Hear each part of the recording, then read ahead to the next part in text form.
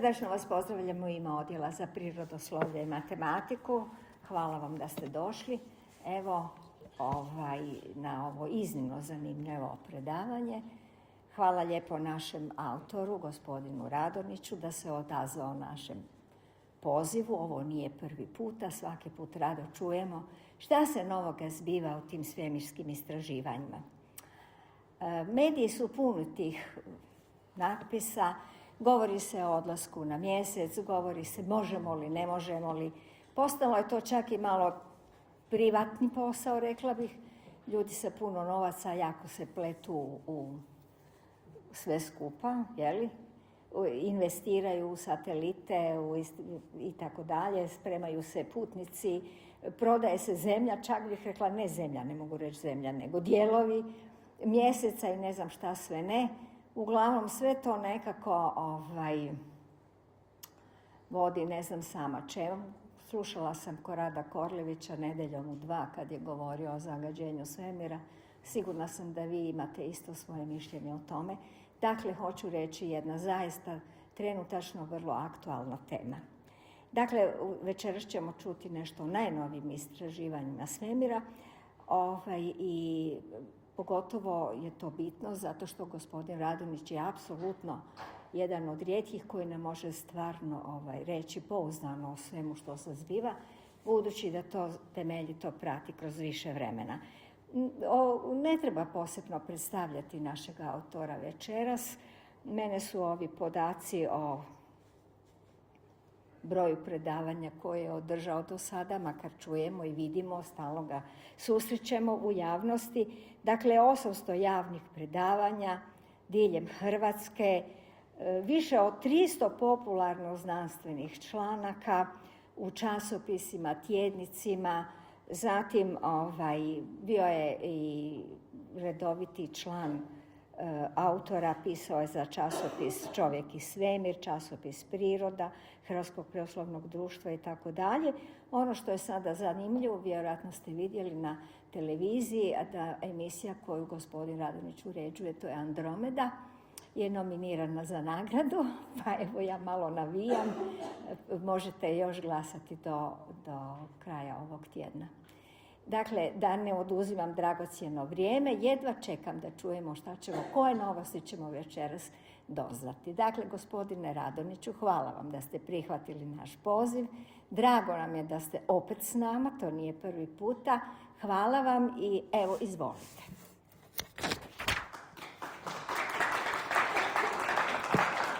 Hvala lijepa. Drago mi je da smo se ovdje večeras našli. A posebno mi je drago što imamo jednog posebnog gosta, inženjer za svemirske sustave, gospodin Zoran Kahrić sa sveučilišta Johns Hopkins i jednog najboljeg laboratorija na svijetu za primijenjenu fiziku tog sveučilišta, koji, evo, gospodin je tu. Evo. On je inače iz Virovitice, Virovitičanin, a inače, evo, tu je sad 2 tjedna u Hrvatskoj, pa nam je drago da je evo večeras on stigao, a ima on i predavanje na fakultetu danas i tako dalje. Bio je sinoć u Andromedi, pa oni koji naknadno slušaju Andromedu moći će naći i snimku tog razgovora koji smo imali, dakle, jučer na večer.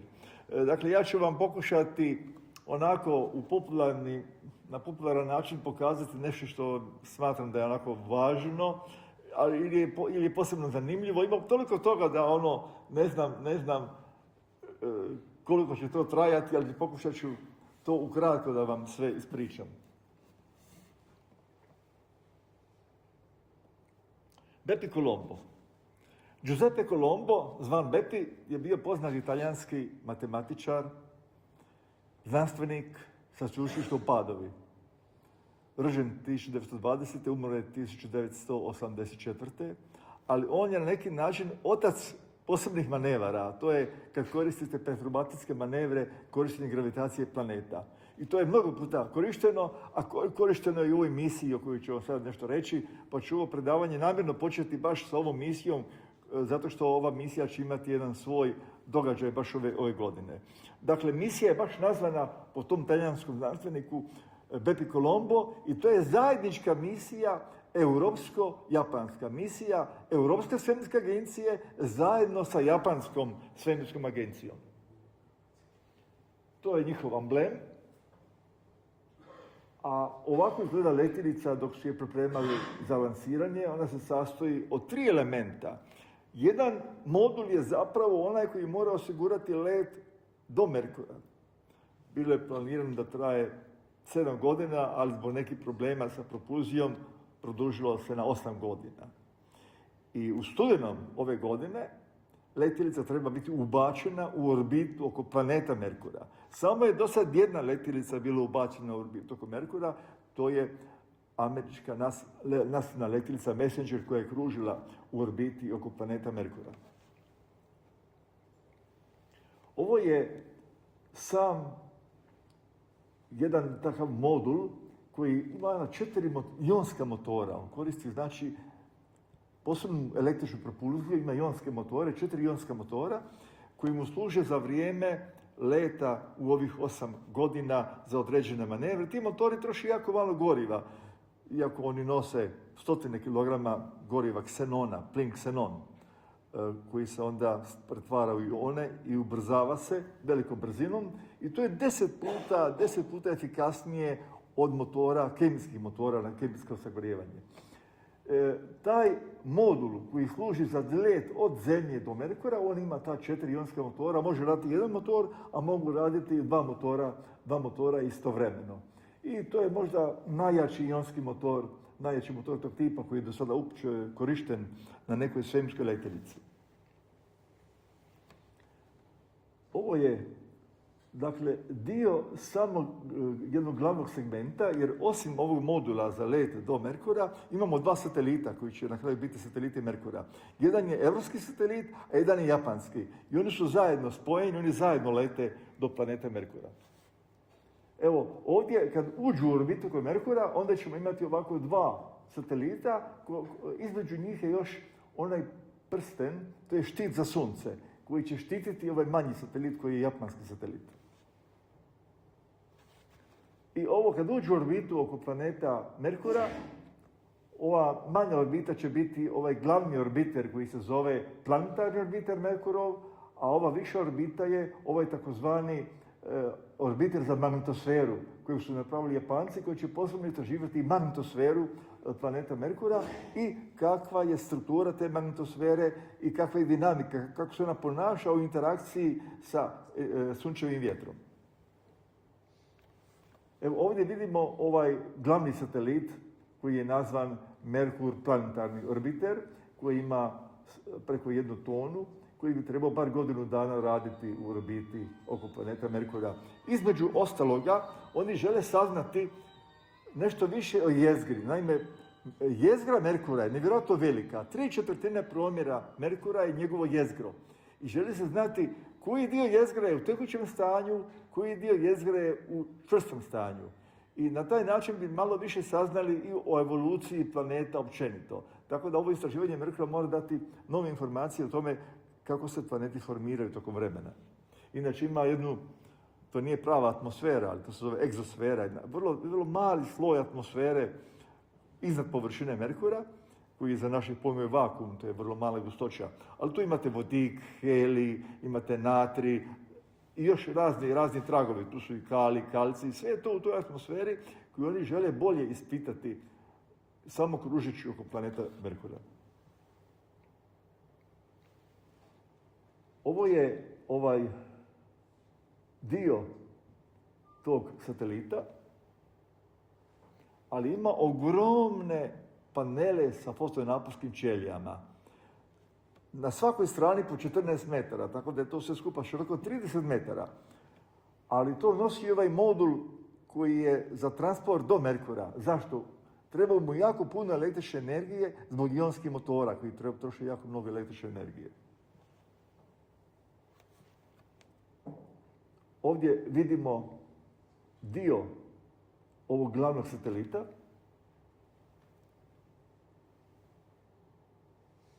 A pogledajte kako je izgledalo lansiranje. Imate orbite Merkura, Venere i Zemlje. Letjelica je imala 9 manevara prolazaka pored planeta. Jedanput je prošla pored Zemlje, lansirana je 2018. godine, pored Zemlje je prošla 2020. Pored Venere je prošla 2 puta. I 6 puta je letjelica projurila pored Merkura. Znači, ti prolasti pored planeta, koristeći gravitacije planeta, su omogućili da se putanja stalno mijenja. Jer vi ne biste imali toliko goriva u letjelici da je pošaljete do planeta Merkura, da se toliko približi Suncu. Jer da se približite Suncu, vi morate padati prema Suncu. Zato morate puno brzine smanjiti, one brzine koje vi dobijete zbog gibanja Zemlje oko Sunca. A ovih 6 prolazaka pored Merkura, bilo je važno, svaki put kad prođe pored Merkura, prođe na taj način da gravitacija Merkura smanji brzinu letjelice. Jer kad vidite bliže Suncu, vi se ubrzavate. A da biste ušli u orbitu oko Merkura, da bi vas gravitacija Merkura zarobila, vi morate smanjiti brzinu. On je 6 puta smanjivao brzinu prolazeći pored Merkura, da bi na kraju ta brzina bila takva da će on moći imati dovoljno goriva da konačno smanji brzinu i da ostane kružiti kao satelit oko planeta Merkura. Dakle, vrlo složeno putovanje koje se produžilo na 8 godina i znači u studenom ove godine treba biti ulazak u orbitu oko Merkura. Taj, možemo reći, Suncu najbliži i najmanji od 8 glavnih planeta Sunčevog sustava. Kad je prolazio pored Merkura 6 puta, njegove kamere nisu bile u stanju da snimaju Merkur. Njegove glavne kamere su na neki način bile iza svih ovih dijelova letjelice.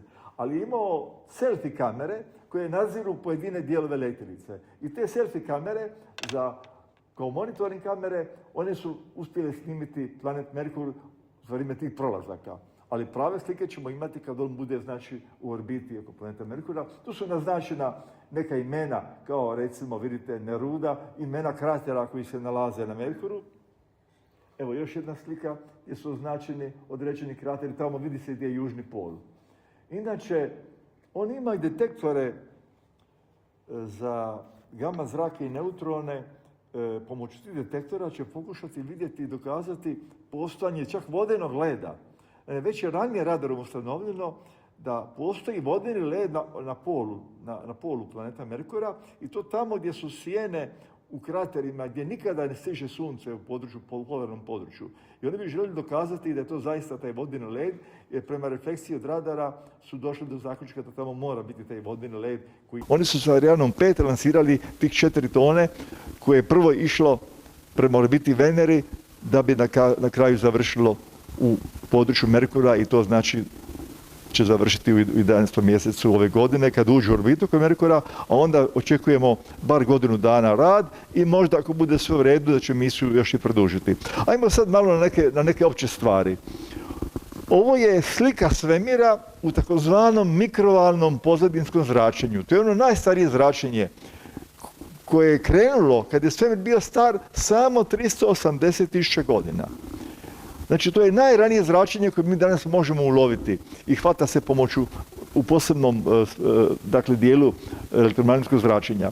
I ova slika je napravljena, ona pokazuje male, ove boje, koje su umjetne naravno, pokazuju male varijacije u temperaturi. Da nije bilo tih malih varijacija u temperaturi, mi ne bi mogli shvatiti kako su se galaksije i zvijezde uopće formirali u svemiru. Jer računamo da je svemir star 13 milijardi i 800 milijuna godina. Kad govorimo o promjeni temperature, to su milijuniti dijelovi stupnja. To su te male promjene temperature koje su bile u tom početnom svemiru. Jer tada je svemir bio ugrijan negdje na temperaturi od skoro 3000 stupnjeva Celzijusa, ali zbog širenja svemira danas to odgovara temperaturi negdje oko 2,7 Kelvina. To je, dakle, širenje svemira se točno smanjilo. Dakle, i dan danas važi ova teorija koju još niko nije mogao opovrgnuti, da je sve počelo s velikim praskom. Ne možemo biti 100% sigurni, ali sve ono što mi mjerimo ukazuje da je krenulo od Big Banga, od velikog praska i onda recimo da je možda nekih 200 milijuna godina nakon toga da su se počeli formirati prve zvijezde i svemir se od tada stalno širi, svemir je stalno u ekspanziji. Prije 20 nešto godina je ustanovljeno da se svemir ubrzano širi, znači ne da je to samo obično širenje, nego sa akceleracijom ubrzano se širi, ali trebamo još puno podataka da bi to preciznije mogli znati. A ovako svemir izgleda. Znači, ovako možemo zamisliti. Svemir izgleda kao neka mreža neurona u mozgu.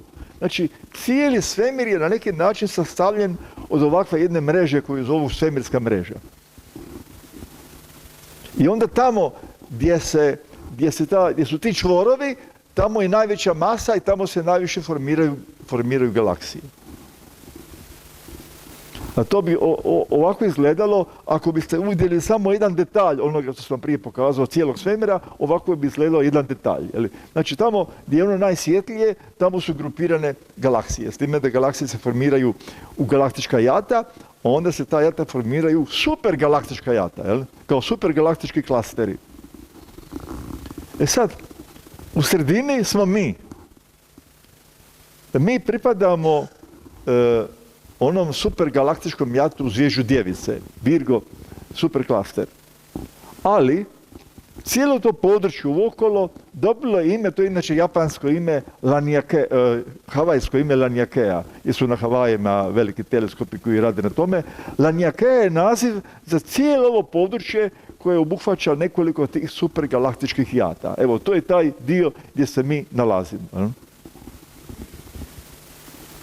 E sad, ovo je jedno novo otkriće, nedavno. Kad uzmete onu mrežu, svemirsku mrežu, kako svemir izgleda, i sad uzmete jedan segment te mreže. I nevjerojatno, ovdje su pokazali kako izgleda jedan segment te mreže. To nikad tako nismo vidjeli. Ali kako su to ustanovili? Iskoristili su veliki radioteleskop i oni su hvatali ono zračenje koje šalje vodik. I oni su zapravo na temelju detekcije vodika koji zrači, oni su napravili ove umjetne slike na osnovu radioastronomije, znači. I onda su vidjeli da u takvom jednom, da to kao jedna nit u svemiru, u takvoj jednoj niti su oni pronašli mnogo zapravo oblaka plina vodika. I još su nešto izračunali. Kad su vidjeli kako se ponaša taj vodik, izračunali su zapravo da se da nazovimo je nit sa materijalom, da se vrti, da rotira se. I zajedno s njom se rotiraju galaksije. Ali mi te galaksije ne vidimo jasno, nego vidimo samo te oblake plina, vodika, kojeg su oni detektirali pomoću radioteleskopa. Znači, cijeli taj, recimo, cijela ta nit u kojoj se nalaze te galaksije, ona sama rotira. To nismo znali, to smo prvi put nedavno saznali, zahvaljujući, znači, upravo radioastronomiji. E sada, Planck je europski satelit koji je radio istraživanja, pa onda je malo su dotjerali ove podatke koje tu vidite. Vidite da najveći dio svemira je tamna energija. Znači, kad uzmete i masu i energiju zajedno, u toj bilanci najviše je te tamne energije za koju ne znamo što je. Ko zna, možda na kraju neko dokaže da uopće ne postoji ta tamna energija, nego mi nešto krivo računamo. Od materije kao materije, najviše je tamne materije. Kad kažem materija, to znači da se ona detektira jer se osjeća gravitacijska sila. Znači, mi materiju detektiramo gravitacijskom silom. Ako materija nije vidljiva, ali njena gravitacija djeluje, i onda mi kažemo to je ta tamna materija, ne znamo da li je to nebrojeno mnoštvo malih čestica, kojih ima svugdje oko nas, ili su to neki veći objekti koje ne vidimo, ne znamo zašto, ali nema interakcije sa elektromagnetnim zračenjem, tamna materija ništa ne emitira da bi mogli tako saznati. Ali pošto ona ima gravitaciju, mi govorimo i mjerimo koliko ima te tamne materije. Tako da i naša galaksija, mi vidimo našu galaksiju, ali vidimo onaj dio koji mi ne vidimo, to je ta tamna materija koja isto negdje u našoj galaksiji i okružuje našu galaksiju. Nešto malo o crnim rupama. Tu su posebna priča. Imamo obične crne rupe koje uspoređujemo s masama zvijezda i one supermasivne crne rupe koje se nalaze u središtima galaksija. I naša galaksija u svom centru ima jednu super veliku crnu rupu. I ova crna rupa u centru naše galaksije, ona ima masu preko 4 milijuna puta veću od mase Sunca. Makar je to samo mali dio mase tog središnjeg dijela naše galaksije. I konačno, prije nekoliko godina, prvi put smo vidjeli siluetu crne rupe. Znači, to je napravljeno pomoću sustava radioteleskopa. Trebali ste imati rezoluciju jako takvu da možete to snimiti. I za to morate imati teleskop koji je širok, maltene kao naša Zemlja. I to su napravili tako da su ujedinili radioteleskope na raznim kontinentima i kad ujedinite radioteleskope dobijete takozvani interferometar koji ima takvu rezoluciju da su prvi put uspjeli snimiti crnu rupu jedne druge galaksije. Ono što svijetli, znači ovo je umjetna boja naravno, jer to je negdje na valnoj dužini približno oko 1 centimetar. Znači radi se o radioastronomiji, radiovalovima. Na osnovu radiovalova vi napravite sliku kao putem radara. Napravite sliku, a boja pokazuje određenu valnu dužinu. Ono što svijetli, to je takozvani akrecijski disk, znači materijal koji kruži oko crne rupe, tu je strahovito velika temperatura, veliko trenje, to zrači i u rentgenskom dijelu spektra. To se znači vidi u radiovalnom području, taj disk koji okružuje crnu rupu. I vidimo točno siluetu gdje se ta crna rupa nalazi, koja sama je nevidljiva, ali vidite, njena silueta se vidi i to je prvi put da smo dobili ovakvu jednu sliku, da vidimo siluetu te supermasivne crne rupe. U našoj galaksiji ima mnogo ovih običnih crnih rupa, ali obične crne rupe jednostavno toliko su male u odnosu na prostor da ne možete to snimiti. I onda su konačno u sljedećem putu su uspjeli snimiti crnu rupu u središtu naše galaksije Mliječni put, a ona je od nas udaljena oko 25.000 svjetlosnih godina. Sada, nekoliko riječi o detektorima za gravitacijske valove. Znači, s jedne strane imamo astronomiju koja proučava putem elektromagnetskih zračenja, od infracrvene svjetlosti, pa onda recite radiovalovi, ultraljubičasto svjetlo, dakle gama zrake, sve je to dio elektromagnetskog zračenja. Međutim, gravitacijski valovi su nešto što ne spada u elektromagnetsko zračenje, ali nam gravitacijski valovi omogućuju da spoznamo svemir na jedan novi način. Ovo je jedan od dva velika detektora koji ima ove tunele dugačke po 4 km u Sjedinjenim Državama, 2 detektora koja su međusobno daleko oko 3000 km, koji su prvi otkrili, detektirali gravitacijske valove. Sad zamislite da biste otkrili gravitacijski val, vi morate biti u stanju da ovaj tunel koji je dugačak 4 km, ako se on produži ili smanji toliko da je to puno manje od jezgre atoma, energiju koja mora biti precizna, izolirana od svih ostalih mogućih potresa, ne smije tu biti nikakav promet u blizini i tako dalje, u posebnom tunelu izolirano i šaljete lasersku zraku koja ide tamo amo i sad pazite, ako se jedan od ta dva kraka promijeni u smislu dužine za mali djelić jezgre atoma, onda što će se dogoditi? Može doći do interferencije ovih laserskih zraka, ali ta laserska zraka mnogo puta ide po tom tunelu i onda je na kraju ubace sa strane i vide da li ima neka promjena. I tako su oni zapravo detektirali gravitacijske valove i stalno su te detektore usavršavali. Ovo je europski detektor koji nalazi kod Padove. Dakle, u Italiji se nalazi europski detektor, a imamo još i Kagru.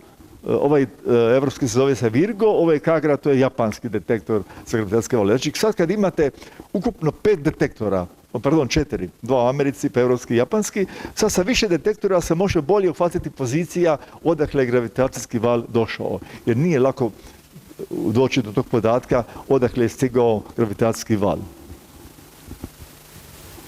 I sad vidite koja je to promjena. U roku od 10 godina su oni jako usavršili, vidite ova donja krivulja, da puno manja su odstupanja, tako da puno preciznije mjere jer su usavršili te instrumente da vrlo budu precizni kod mjerenja tih gravitacijskih valova.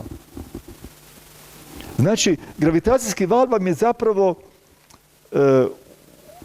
jedno mogli bi reći nabori u prostor vremenu. Nabori u prostor vremenu, nešto što mi logički ne možemo shvatiti. Kako prostor može da se malo promijeni, to je taj gravitacijski val.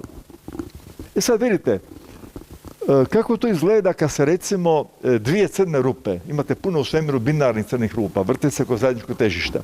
One se vrte i sad kad se jako približe, one dio energije pošalju kao gravitacijski val i kad se sudare, onda je tu maksimalno taj gravitacijski val. I od te dvije crne rupe se formira jedna nova crna rupa. Ali pazite, ta nova crna rupa, njen ukupni volumen je veći od zajednička dva volumena bivših crnih rupa. A masa je manja zato što dio mase se pretvori u energiju. Tako kad se dvije crne rupe sudare, nastane nova crna rupa koja je veća, ali ne zbraja te mase jer se dio mase pretvori u energiju, a to su ti gravitacijski valovi koji odvuku tu energiju. Ono što je fascinantno, da oni ne samo da detektiraju gravitacijske valove, nego je ta detekcija tako precizna da oni s toga izvuču podatke koliko je bila masa jedne crne rupe, koliko je masa druge crne rupe i kolika je sad masa novo nastale crne rupe. To je nešto nevjerojatno. I što sve mogu izvući iz tih detekcija, to je naprosto da čovjek se čudi. I sada bi mogli reći život poslije smrti.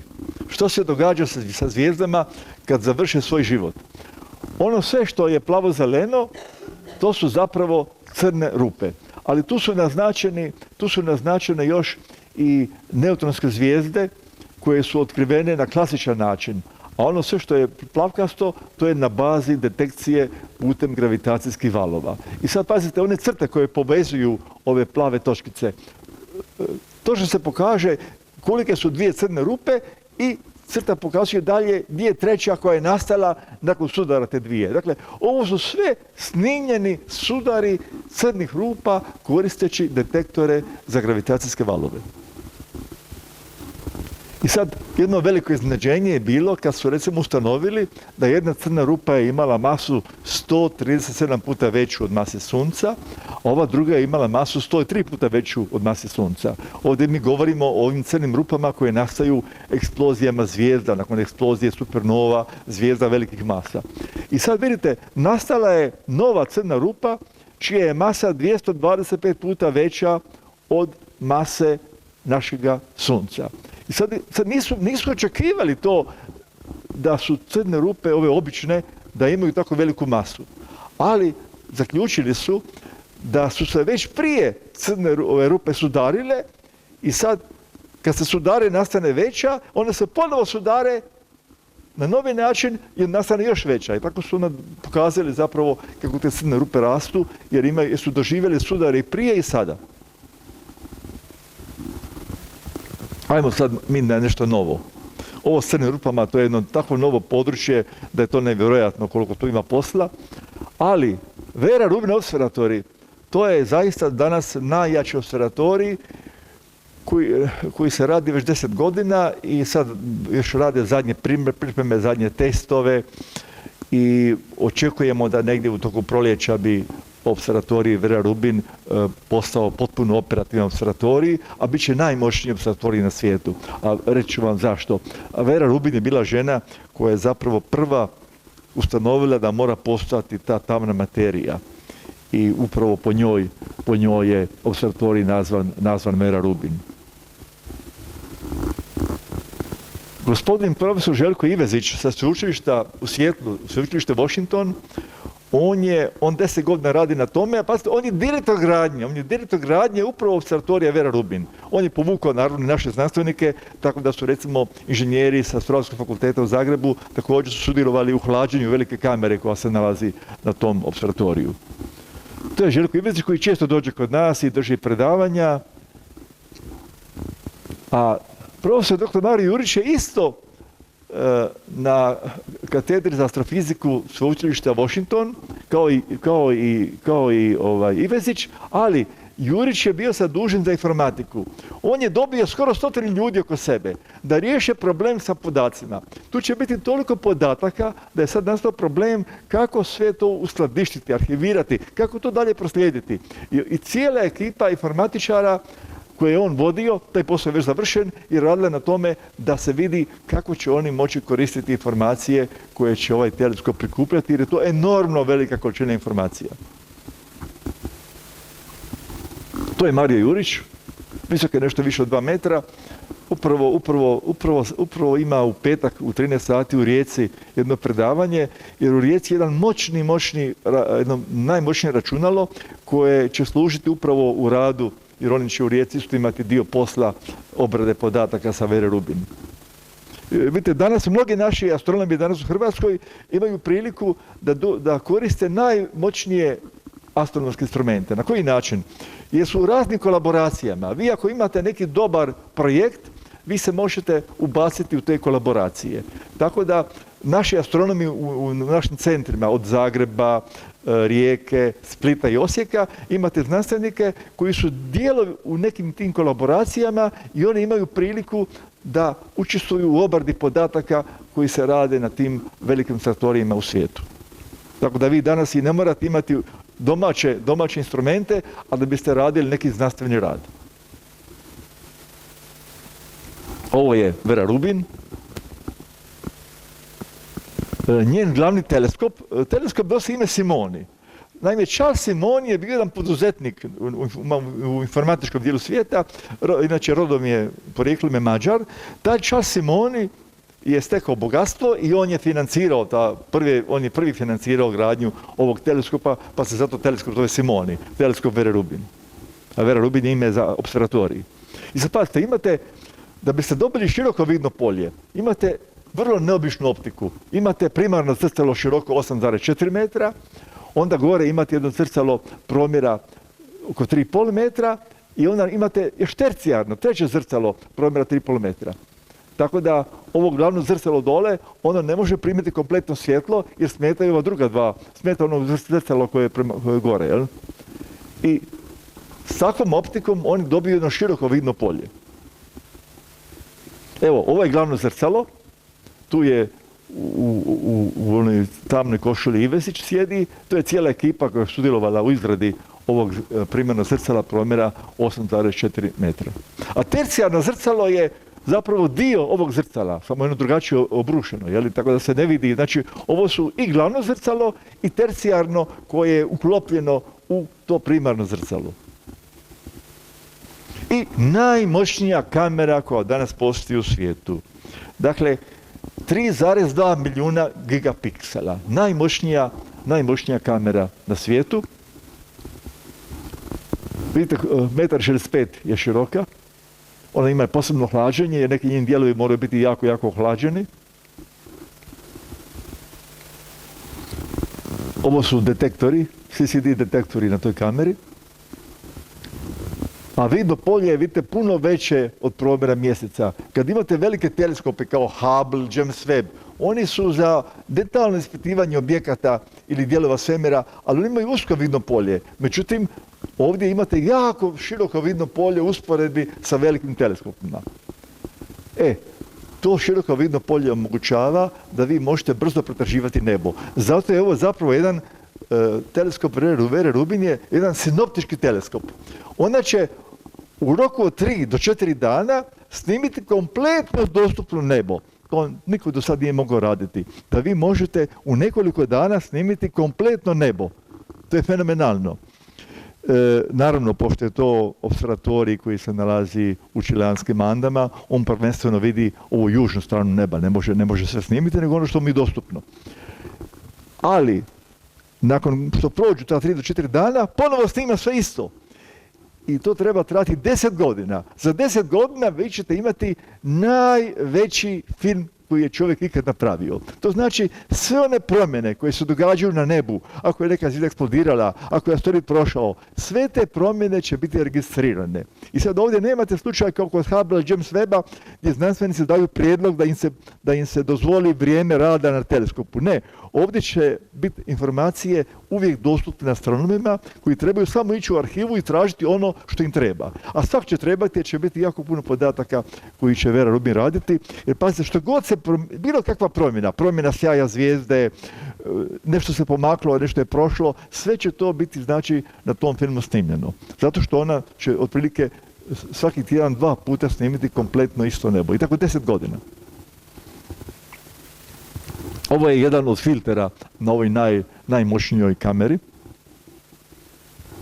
I ovo su prve slike koje su u 6. mjesecu prošle godine prvi put objavljene nakon prvog pokusnog rada tog teleskopa. Vidimo svemirske maglice gdje i dan danas rađaju se nove zvijezde, vidimo druge galaksije, sudare galaksija vidimo. ovo su recimo zrcala velikih teleskopa. Moram naglasiti da budući europski teleskop koji će biti gotov negdje na kraju ovog desetljeća, on će imati promjer od 39,4 metra, skoro 40 metara promjera, također će biti u Čileanskim Andama. To je ono najveće zrcalo. Je? I sad nešto što je za naše pojmove vakuum, ali u tom praznom prostoru nađete interesantne stvari. Ovo su takozvani Fermijevi mjehuri. Jer Fermi je bio, kao što znate, fizičar, znanstvenik, po njemu je nazvan satelit koji je ovo otkrio, satelit Fermi. Dakle, satelit Fermi je snimao u gama području. I onda smo saznali da postoje ovi mjehuri gdje je vrlo razređeni plin na visokoj temperaturi koji zrači u gama području. A onda je rentgenski teleskop snimio taj rentgenski dio. Tako da imate emisiju rentgensku i ovu gama emisiju. Znači, naša galaksija, ona ima te mjehure, kažem, to je za naših pojmova ništa, vakuum. Ovo je samo sad tako obojeno da vidite koliko je to veliko. Ali u tom, tako reći, praznom prostoru ima taj razrijeđeni vrući plin, jako razrijeđen, i ti mjehuri su svaki je veličine kao polumjer naše galaksije Mliječni put. Evo, vidite koliko su oni veliki u odnosu na našu galaksiju. Evo, to je znači otkriveno, ne bi mi za to znali da nemamo satelit koji je gore van atmosfere, koji može snimati baš u gama području i u rentgenskom području spektra. Hubble svemirski teleskop na svu sreću i dalje radi i on je, kao što znate, lansiran 1990. Znači, to je sad nešto nevjerojatno. Ove godine će biti, vidite koliko godina u svemiru, bit će 36 godina već rada Hubbleovog teleskopa i nadamo se da će još koju godinu raditi, jer je vrlo interesantno. Ono što je Hubble pokazalo da je zanimljivo, sad to isto James Webb istražuje, ali u drugom dijelu spektra, prvenstveno u bliskom infracrvenom dijelu spektra i u srednjem dijelu infracrvenog zračenja. Ovo su usporedba zrcalo Hubble i zrcalo James Webb teleskopa. Ali i Europa ima jedan interesantan mali svemirski teleskop, zove se Euclid. I on je napravljen posebno za istraživanje tamne materije, tamne energije. Što znači, on će na takav način istraživati da se pokušava iz oblika galaksija nešto saznati upravo o tome kako se svemir širi, koliko može biti tamne materije, kako funkcionira tamna energija, kako ona djeluje. I ovo je upravo slika ovog evropskog teleskopa Euclid. Slika je vrlo interesantna. Ona obuhvaća središnji dio galaksije. I mi vidimo ovdje jedan prsten koji ima 4 zadebljanja. Taj prsten je zapravo jedna daleka galaksija, ali kad svjetlo prolazi blizu neke mase, prostor je zakrivljen zbog mase i onda fotoni skrenu. I onda vi dobijete zapravo 4 slike iste galaksije, znači ona zgušnjenja, to je jedna te ista galaksija. Ali slika jedne galaksije je pretvorena u prsten, to mi zovemo gravitacijska leća. Kad je prostor zakrivljen, jer što je veća masa, prostor je više zakrivljen. Ne možemo logički shvatiti kako to može biti masa i prostor mora biti zakrivljen. Ali to tako funkcionira. Znači, ovo je još jedan dokaz da je Albert Einstein bio u pravu. Jel? Iako će možda trebati tog Einsteina nadograditi, ali pokazuje se da je Einstein bio u pravu, da zaista svjetlo skreće zbog mase. Znači, jedna galaksija je pretvorena u 4 deformirane galaksije. Ovo je inače galaksija i ovdje se ne vidi, u sredini je taj prsten koji je snimljen, a ovdje je sad cijela ta galaksija gdje je taj prsten snimljen zbog te gravitacijske leće. Znači, ta galaksija nam je omogućila da otkrijemo jednu galaksiju koja je daleko negdje iza. I naravno, ovakve gravitacijske leće vam povećaju sliku, pa dobijete povećanu sliku neke galaksije, pojača se sjaj, tako da galaksija koja možda ne bila vidljiva, vi je na neki način pojačate gravitacijskom lećom. Znači, imate, dole smo mi, imate, znači, može biti galaksija ili više galaksija i u daljini je neka galaksija. I sad vidite kako fotoni skreću, jer je prostor, ove kockice pokazuju da je prostor zakrivljen i na taj način mi možemo istovremeno vidjeti nekoliko ali deformiranih slika objekta koji je negdje daleko iza. Evo, tako funkcionira gravitacijska leća i moram reći da i kod Hubbla i kod James Webba ta gravitacijska leća nam omogućava još nova otkrića, nikad kraja. Onda je zanimljivo, recimo, kako su istraživali atmosferu. Pazite, James Webb, koji je snimao infracrvenu dijelu spektra, kad neki planet prođe ispred neke zvijezde, mi recimo znamo da postoji taj neki egzoplanet koji prolazi ispred neke zvijezde i sad svjetlo zvijezde prolazi kroz atmosferu planeta. I sad vi trebate snimiti to tako da možete ustanoviti, znači oni su ustanovili da postoji metan u atmosferi tog egzoplaneta koji nosi oznaku K2, jer je to teleskop Kepler koji je otkrivao te egzoplanete. Onda pazite, ovo je recimo otkriće jednog spoja, zove se dimetilsulfid, pa je onda James Webb ponovo to snimio da to potvrde. Otkrili su da tu postoji i dimetildesulfid. A pazite, to je spoj koji je poznat, ali na Zemlji je taj spoj poznat samo gdje nastaje, gdje ima živih bića. I još niko ne zna da li taj spoj može nastati anorganskim putem. Prema tome, ovo otkriće ne znači da su otkrili život u atmosferi nekog planeta, nego jednostavno otkrili su taj spoj. Sad je pitanje, sad znanstvenici, kemičari, biolozi moraju pokušati dogonetnuti da li ima neki način da taj spoj može nastati anorganskim putem. Jer mi taj spoj poznajemo samo kao rezultat nekih živih organizama na Zemlji, ali ne znamo kako je on nastao u ovoj atmosferi. Znači, ne možete uopće ništa sad znati da biste dali pravi zaključak. Europa Clipper, letjelica koja je lansirana pretprošle godine, leti prema Jupiteru, stići će u orbitu oko Jupitera 2030. Znači za 4 godine i ona mora mnogo puta proći pored mjeseca zvanog Europa. Evo, to je ta nasilna letjelica, ima oko 6 tona. To je mjesec Europa koja ima taj ledenu koru, ali svi su uvjereni da ispod ledene kore postoji ocean, globalni ocean slane vode. To na osnovu istraživanja magnetskog polja se ustanovilo da je zaista dole ocean slane vode, 10, možda 20 km dubine. Jel? I sad će, ako postoje pukotine, onda su neki spojevi mogli doći na površinu. Sad treba detektirati na površini da li postoji neki spoj na površini koji će nam dati jedno objašnjenje što može biti u tom oceanu. Naravno da je to jedno od potencijalnih mjesta, ako postoji negdje neki primitivni život, on se mogao recimo razviti u tom oceanu koji je sakriven s tom ledenom korom mjeseca Europe. To je mjesec malo manji od naših mjeseca. Ovo su krivulje kako će letjelica mnogo puta proletjeti iznad Europe. Ali planet Jupiter ima jako magnetsko polje, tako da se letjelica ne smije puno zadržati oko samog mjeseca, nego će ići u ona područja gdje je radijacija manje izražena, jer Jupiter ima jake radijacijske pojaseve zbog jakog magnetskog polja koje je zarobilo čestice sa Sunca. Sad, misija DART. 2022. godine je bila lansirana nasilna letjelica koja je pogodila asteroid. Da se isproba da li mi možemo skrenuti jedan asteroid s puta. I to je slika, letjelica je snimila taj asteroid Dimorphos. Taj Dimorphos kruži oko većeg asteroida. Letjelica prije nego što se razbila, ona je to snimila. Letjelica je imala preko pola tone, brzina je bila 6,6 km u sekundi. To je bio neki kinetički udar koji je malo promijenio orbitu tog asteroida. Ali to je tako mala promjena da se ona može vidjeti samo na taj način što vi računate koliko se promijenilo vrijeme perioda okreta oko ovog matičnog tijela. Manji asteroid koji je satelit zapravo ili mjesec ovog većeg asteroida. Veći je širok 850 metara, ovaj manji je širok 170 metara. Eksperiment je uspio. To su zadnje scene koje su snimljene prije udarca. Ovo je veličina letjelice koja je imala ove fotonaponske ćelije krila. A ovo je mali talijanski satelit, skraćeno se zove Lisija.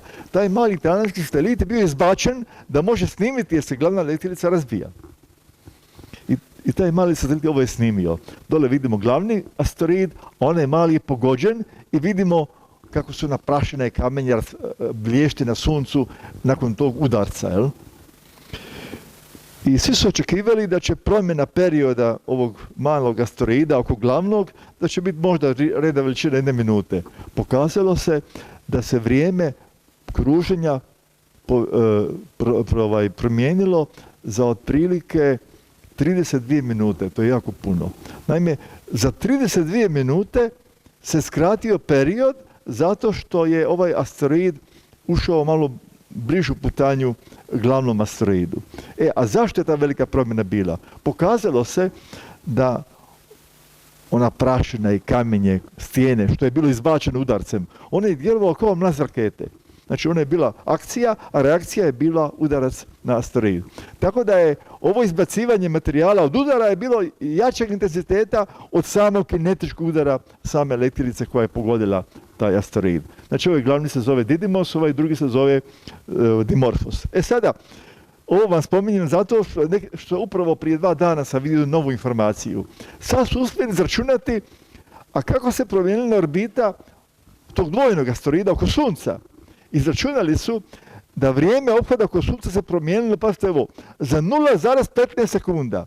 A asteroidu treba tamo negdje oko 2 godine da obiđe oko Sunca. Oni su izračunali da se promijenilo vrijeme za 0,15 sekunda.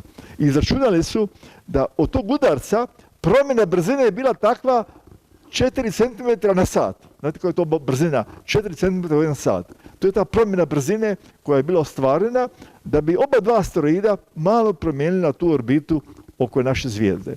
A to znači, ako nam neki asteroid zaprijeti, ako ga otkrijete dovoljan broj godina ranije, mali impuls nekoliko godina prije će dovesti da nas on promaši ako je išao prema Zemlji. Znači, mali impuls može biti jako važan ako je tijelo jako daleko od Zemlje. A to je ovaj eksperiment pokazao. Ali evo, kako su oni uspjeli izračunati ovih 0,15 sekundi na 2 godine okruženja oko Sunca? Ovako, desetine amatera u raznim dijelovima našeg planeta su mjerili i su znali točne podatke kad će ovaj asteroid da se nađe ispred neke zvijezde. To je okultacija koja vrlo kratko traje. Asteroid prođe ispred neke zvijezde i u djeliću sekunde izgubi se sjaj zvijezde. I na osnovu nekoliko desetaka takvih mjerenja su mogli izračunati točno putanju asteroida kakva je sada nakon udarca. Jer ko bi inače mogu izmjeriti tu malu vrijednost? Jedino tako da pazite kad vam asteroid prolazi ispred neke zvijezde i to vam omogućava najpreciznije mjerenje položaja iz čega vi izračunate putanju. Evo, što su se uspjeli izračunati.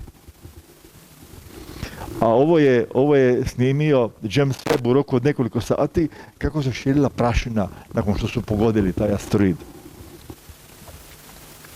A HERA, pazite, opet imamo Europsku svemirsku agenciju. Oni su lansirali pretprošle godine letjelicu HERA.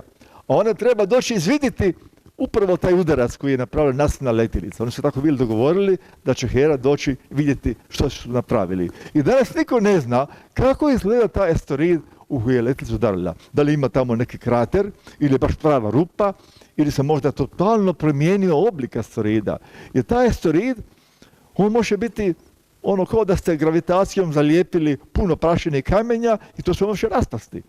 HERA mora pokazati kako to izgleda sada nakon što je prošlo dosta vremena nakon udarca. I HERA ima 2 minijaturna satelita koje će izbaciti, ona će kružiti oko tog binarnog asteroida i ta 2 mala satelita koje će izbaciti, oni trebaju onda posnimiti to i bar jedan taj mali satelit koji je veličine onako malo kofera, mora se čak spustiti na jedan od ta 2 asteroida. I tako da očekujemo, to će možda biti već krajem ove godine, pa onda očekujemo da izbliza zaista vidimo kako izgledaju ti asteroidi danas.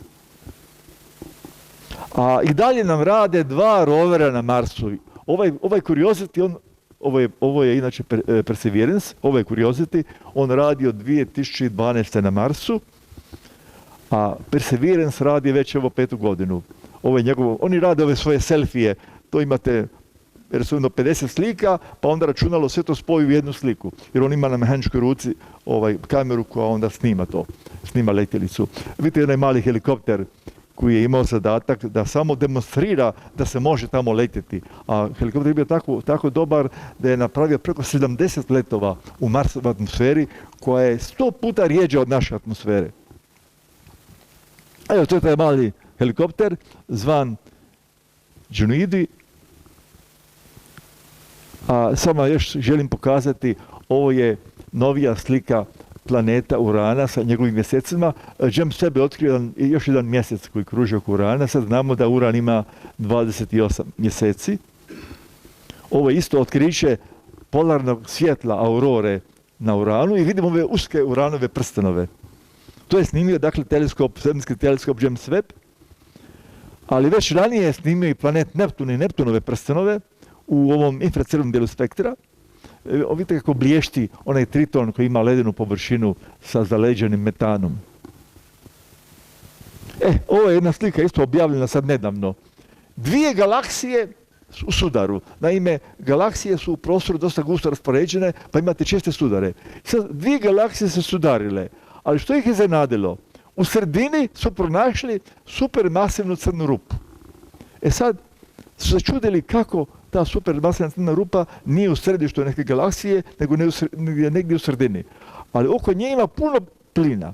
I onda su ustanovili da je moguće da se ogroman oblak plina naprosto survao i stvorio supermasivnu crnu rupu. Jer još niko nije dokazao da li supermasivna crna rupa može nastati na taj način da se ogroman, enormno veliki oblak plina naprosto stisne i nastane tako divovska crna rupa. Jer mi znamo za ove obične crne rupe da nastaju eksplozijama zvijezda kad se središnji dio zvijezda uruši. Ali za supermasivne ne znamo i ovo je prvi podatak da je možda to dokaz kako supermasivna crna rupa može nastati kad ogroman oblak plina se naprosto strovali i napravi jednu takvu crnu rupu. Evo ovdje vidite ove čudne oblike. To je upravo slike galaksija koristeći gravitacijske leće. A onda kad svjetlo prolazi pored takve gravitacijske leće, onda možete imati situaciju da istovremeno snimite fotone koji su išli u raznim vremenima. I onda kao u nekom vremeplovu imate tu tamo sa strane 3 slike koje ne prikazuju isto vrijeme, ali su isto vrijeme stigli, jer su ti fotoni imali razne puteve kako su putovali pored te gravitacijske leće. I zato onda su mogli snimiti na jednoj slici kad je supermasivna crna rupa, nego obična crna rupa, supernova, kad je supernova eksplodirala, a onda više nema na drugoj slici te supernove. Jer su imali i drugu sliku koja je nastala zato što su fotoni putovali drugačijim putem, pa smo dobili sliku iz drugačijeg vremena. Znači, vi možete pomoću gravitacijske leće dobiti sad nekoliko slika, ali one ne pokazuju događaj u isto vrijeme, iako su istovremeno stigle. I ovo je čuvena slika svemirskog teleskopa James Webb. One zvijezde koje su gore svojim zračenjem potiskuju ovaj plin i prašinu, jer se u tom plinu i prašini se i dan danas rađaju nove zvijezde.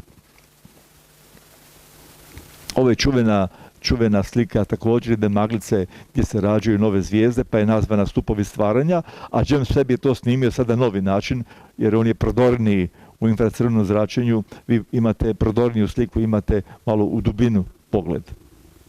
Ili čuvena konjska glava, maglica, tamna maglica u zvijezdu Oriona. A sonda Parker je sonda koja se maksimalno približila našoj zvijezdi, našem suncu, na samo malo više od 6 milijuna kilometara, a mi smo od sunca daleko 150 milijuna kilometara. Koristili su gravitaciju Venere da bi letjelica išla bliže suncu, vidite. To ne biste imali takvu raketu da je pošaljete u takvu putanju. Znači, ovo je još više izraženo nego u slučaju one misije Bepi Colombo. Koristite gravitaciju Venere da se što više približavate našem suncu. I očekujemo da će ova sonda Parker još nekoliko vremena raditi.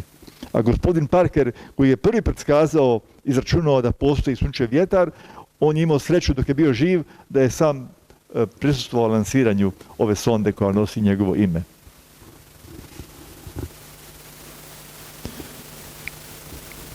Sad, htio sam vam reći, ovo je slika privatne letjelice, privatne tvrtke koja se prošle godine spustila na mjesec, vidimo njenu sjenu i vidimo mi smo gore, ona točka, to je zemlja. Jeli? To je snimila privatna letjelica, inače treća privatna koja se spustila na mjesec, ali prva koja je sletila normalno sa svojim nogarima, nije se prevrnula kao neke druge letjelice.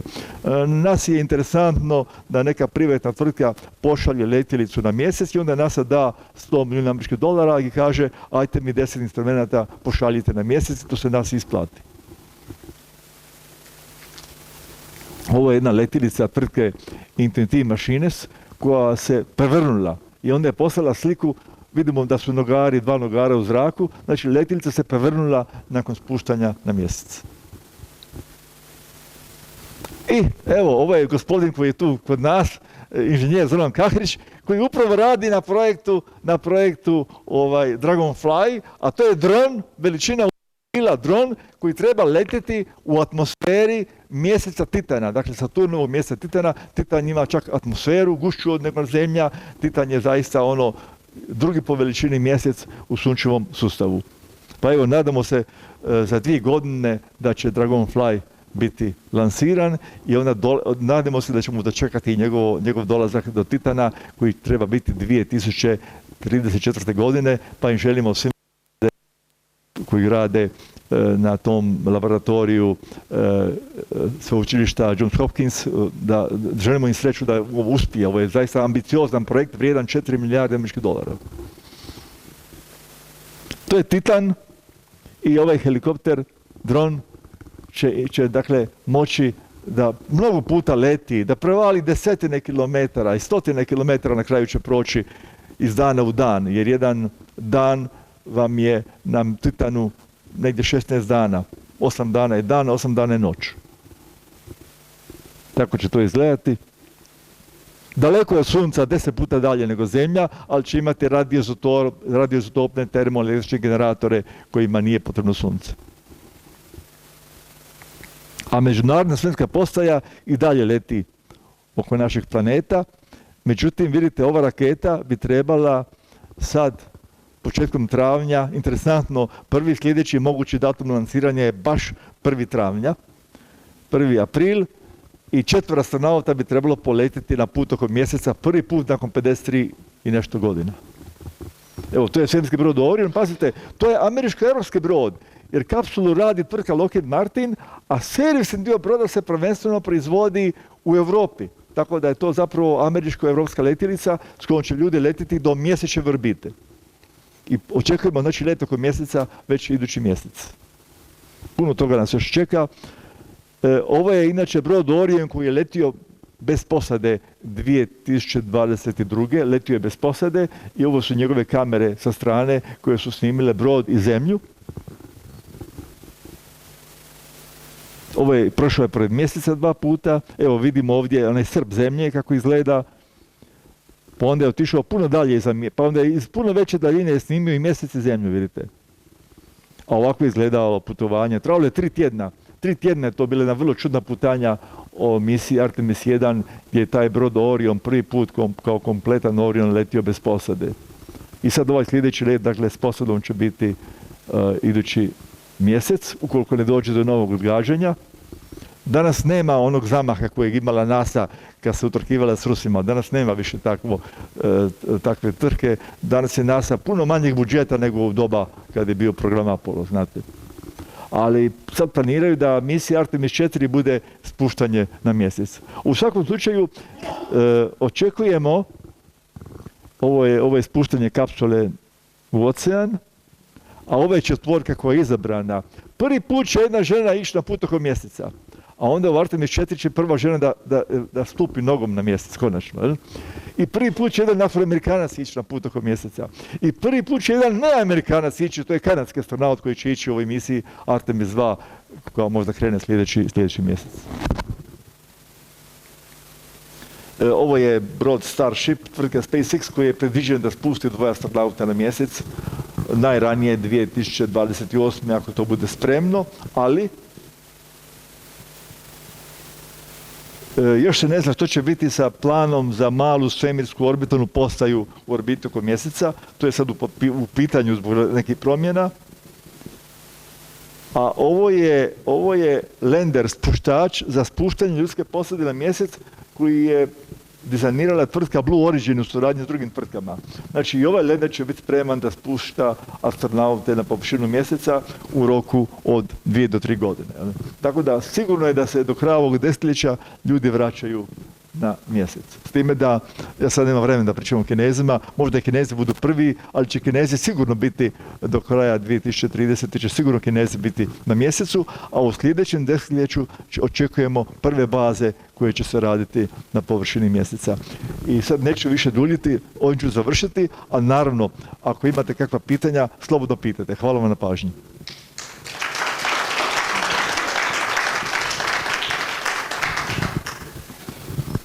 Izvolite.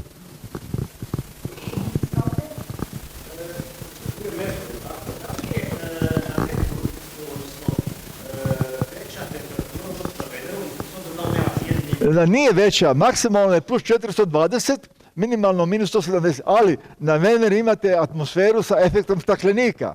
To je jedan pravi kao da imate eksperiment što se događa kad imate atmosferu sa CO2. Na Veneri je u prosjeku oko plus 460 i po danu i po noći, i na polu i na ekvatoru.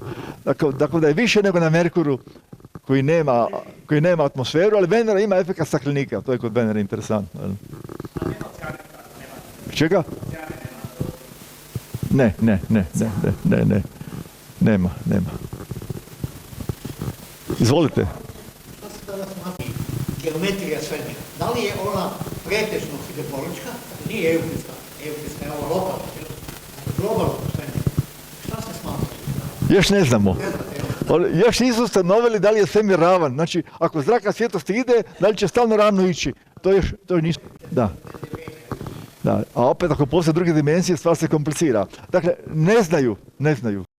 A šta je drugo? Dakle, ja znam stari podatak da je danas vidljivo u svemiru prije 30 godina 10 na 85 atoma. A što je danas? Najnovije kao... Ne znam da je taj broj. 10 na... Ali znamo da imamo Google. Znamo da imamo najmanje 2000 galaksija. Ne, pardon, to sam rekao. Dobro, to se onda... 2 milijarde galaksija. Najmanje. Puno toga još ne znamo. Glavna pitanja su tamna materija i tamna energija, kao da ih osjećamo, ali ne znamo što je u biti. Ali zna se što je sa tamnom materijom. Nema je. Zadnjih 2 desetljeća nema ni jedne čestice. To je problem. Međutim, zadnjih 10 godina, pogotovo zadnjih 5 godina, nastala taj živ Einstein, to je velika ironija. On je bio jako protiv entanglementa. To je poznato u kvantnoj mehanici. On je to nazivao spooky action on distance. Međutim, najnovija teorijska razmatranja, pa i Mohorovićeve primjedbe prije 80 godina, su zapravo pokazuju sve više teoretski da zapravo nije primarna geometrija od koje je krenuo Einstein, ne geometrija, da je geometrija emergentna. Šta znači emergentna? To znači kao recimo temperatura i plin su emergentne veličine jer one slijede iz nečeg velikog skupa atoma, gibanja i tako dalje. Tako se pokazuje u najnovijim radovima teoretičara, pa onog Vitena slavnog, da je zapravo geometrija i prostor emergentna posljedica ni manje ni više entanglementa, one kvantne pjene. Pazite, i sada ironija. Einstein je bio protiv entanglementa zato što se bojao da ćemo rušiti specijalnu teoriju relativnosti i konstantnost brzine svjetlosti, jer je prijenos korelacije kod entanglementa trenutan.